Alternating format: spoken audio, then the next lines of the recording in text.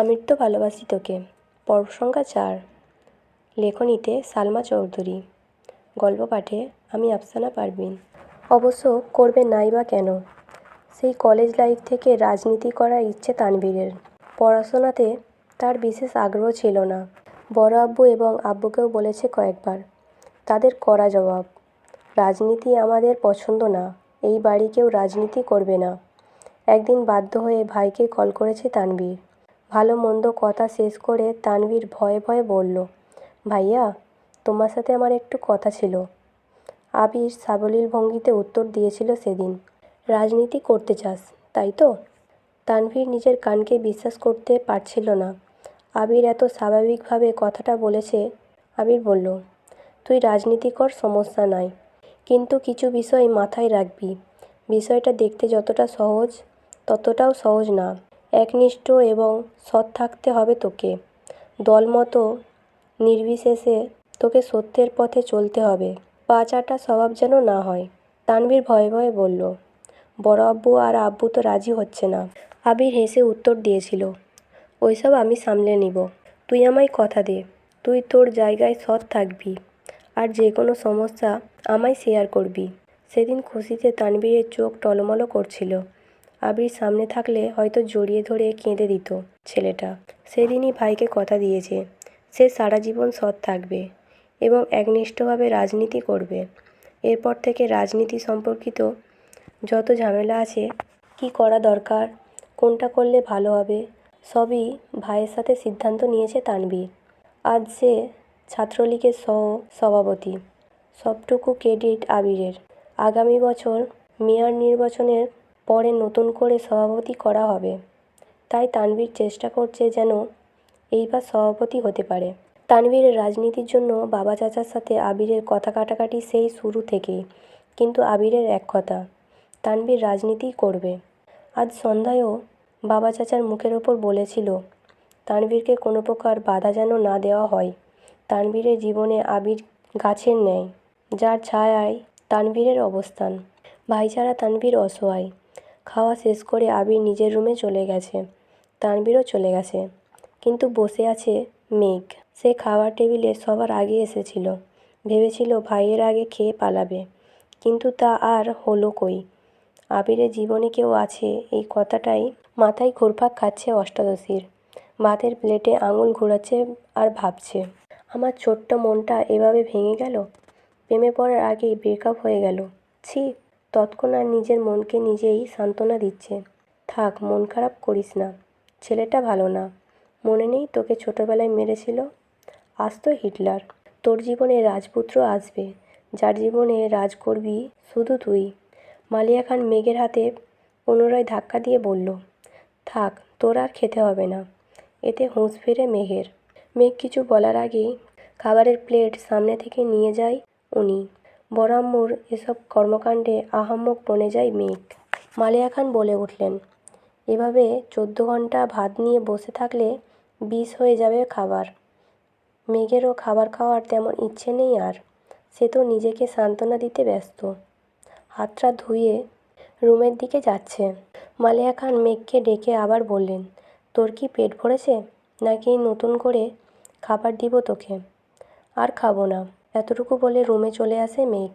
পড়তেও ইচ্ছে করছে না মেয়েটার, চুপচাপ শুয়ে আছে। চোখ বন্ধ করতেই ভেসে ওঠে আবিরের হাসি। বাইক এনে যখন হাসি মুখে বলেছিল কথাগুলো, কানে ভেসে আসছে। কি সুন্দর করে কথা বলে মানুষটা। তাকানোর ধরন, রাগলে কুঁচকে ফেলা ঘন ভ্রু দুলো, সবই যেন চোখের সামনে ভাসছে মেঘের। সঙ্গে সঙ্গে চোখ খুলে ফেলে মেঘ। বুক ভেঙে আসে কষ্টে। এই লোক আমার ভাবনায় কেন আসছে বারবার? এই লোক তো অন্য কারো, এই বলে অভিমানে ঘুমিয়ে পড়ে মেঘ। আজ শুক্রবার। সকাল থেকে বাড়িতে হইচই শুরু হয়ে গেছে। মিম, আদি আর মেঘ দুষ্টামি আড্ডায় মাতিয়ে তুলেছে ড্রয়িং রুম। 3 যা রান্নায় ব্যস্ত। আবির বাড়ি ফিরেছে বলে আবিরের 2 মামা, 2 খালা, তাদের বাচ্চারা সবাই দেখতে আসবে। মিম আর মেঘের মামা খালাদের বাড়ি থেকেও বেড়াতে আসবে মানুষ। বেশিরভাগ মানুষই চাকরিজীবী, যার ফলে শুক্রবার ছাড়া কারোর সময় নেই। ইকবাল খান ব্যস্ত বাজার করা নিয়ে।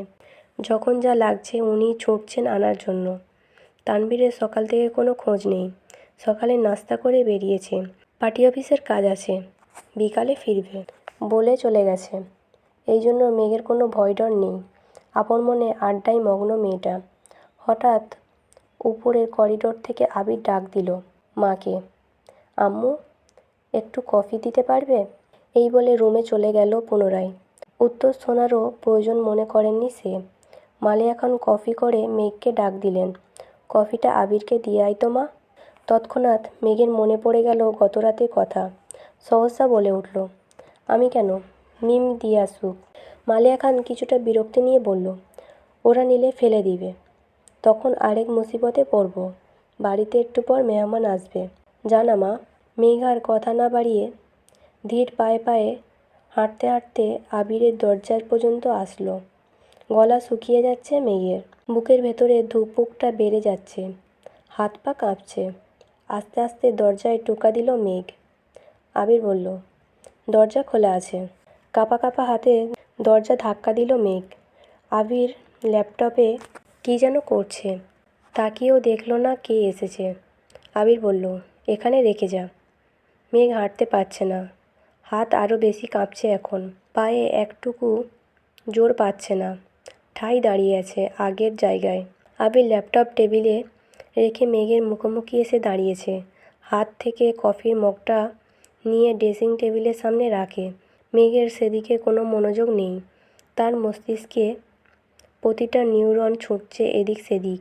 বডি স্প্রের তীব্র ঘ্রাণে হুঁশ ফেরে মেঘের। তার থেকে 1 ফুটের দূরত্বে দাঁড়িয়ে আছে আবির। আচমকা এইভাবে এসে দাঁড়ানোয় একটু ভ্যাবাচ্যাপা খেল মেঘ। মেঘ ব্যস্ত ঘুরে গেল নিজের ওপর জোর খাটিয়ে, পা বাড়াই দরজার দিকে। সবেগে সুদূর হস্তে মেঘের কনুই চেপে ধরল আবির। কড়া কণ্ঠে বলল, এদিকে তাকা। অনিচ্ছা সত্ত্বেও ঘুরে দাঁড়ালো মেঘ। চিবুক নেমে গলায় আটকালো, সারা শরীর কাঁপছে। শীতল স্বরের হুমকিতে কানের লতি গরম হয়ে যাচ্ছে। সাথে আবিরের শরীরের আর বডি স্প্রের তীব্র গন্ধ নাকে লাগছে মেঘের। আবির পুরুষালী কণ্ঠে বলল, কফিটা টেবিলে দিয়ে আসতে বলেছিলাম, কথা কানে যায় না? এতটুকু বলতেই মেঘ হেলে দুলে পড়ে যেতে নেয়। টালমাটাল মেয়েটার বাহু ধরে সোজা দাঁড় করিয়ে দিল আবির। জ্ঞান হারাতে হারাতেও যেন হারায়নি মেঘ। আবিরের চাহনিতে তীক্ষ্ণতা গম্ভীর কণ্ঠে বলল, তুই কি পুষ্টিহীনতায় ভুগছিস? অবশ্য ভুগবি নাই বা কেন? খাবার প্লেটে আঙুল ঘোরালে কি আর শরীরে পুষ্টি হবে? প্রথমে গভীর কণ্ঠে বলল, শেষটা যেন মজার ছলেই বলল। মেঘের শরীর ঘামছে। কে বোঝাবে এই লোকটাকে, যাকে দেখলে অষ্টাদশীর সব শক্তি নিমেষেই মিলিয়ে যায় কোথায় যেন, যার দৃষ্টি কেড়ে নেয় তার সমস্ত ধ্যান, জ্ঞান, মনোনিবেশ।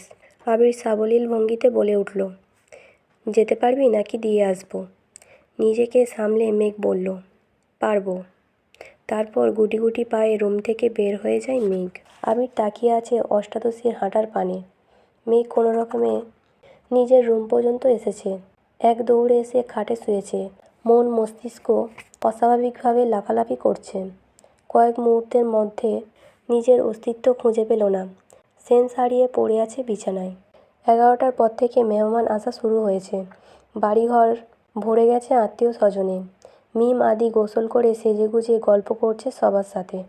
আবির একবারে নামাজের সময় ঘর থেকে বের হয়েছে। টুপি পাঞ্জাবি পরায় অন্যান্য দিনের থেকেও অনেক সুন্দর লাগছে ছেলেটাকে। সবাইকে সালাম দিয়ে টুকটাক কথা বলে মামাদের সাথে বেরিয়ে যায় নামাজ পড়তে। মেঘের দেহ এখনও বিছানায় লেপ্টে আছে। বোনকে খুঁজতে মিম ওপরে গিয়ে দেখে মেঘ ঘুমাচ্ছে। ডাকতে ডাকতে মেঘের ঘুম ভাঙে। মিম বলল, আপু, ও আপু, ওঠো। এখন ঘুমাচ্ছ কেন? বাড়িতে মেহমান চলে আসছে। আজান পড়ে গেছে অনেকক্ষণ আগে। ওঠো, নামাজ পড়ে রেডি হও। আম্মু আমায় পাঠিয়েছে, তোমায় ডাকছে। কিছুক্ষণ পর মেঘের জ্ঞান ফেরে। পাশের দেওয়ালে টাঙানো দেওয়ালঘড়ির দিকে তাকায়। 1টা 15 বাজে।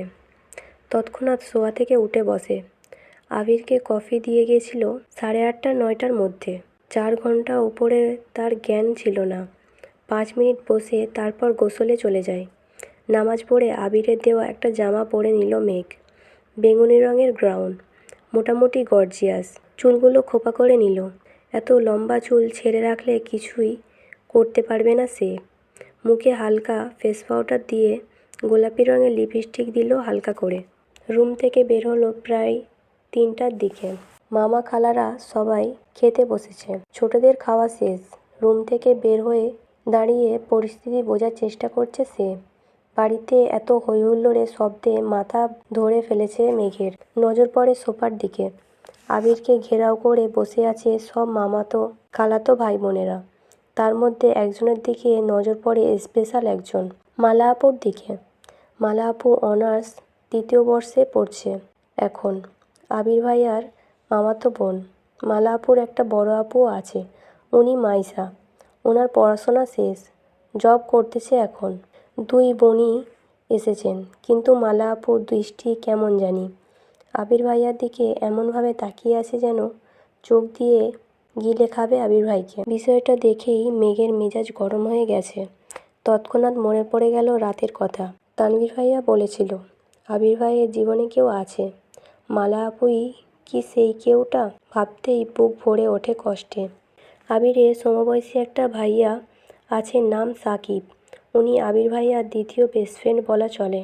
আরও কয়েকটা ছোট ভাই আবির ভাইকে এটা সেটা অনেক কথা জিজ্ঞেস করছে। বিদেশে কেমন লাগে, পড়াশোনা কেমন, কিভাবে থাকতে হয়, এসবই। মেঘ ধীর স্থির পায়ে সিঁড়ি দিয়ে নামছে। আবির এক পলক তাকায় সেদিকে। পুনরায় ভাইদের কথায় মনোযোগ দেয়।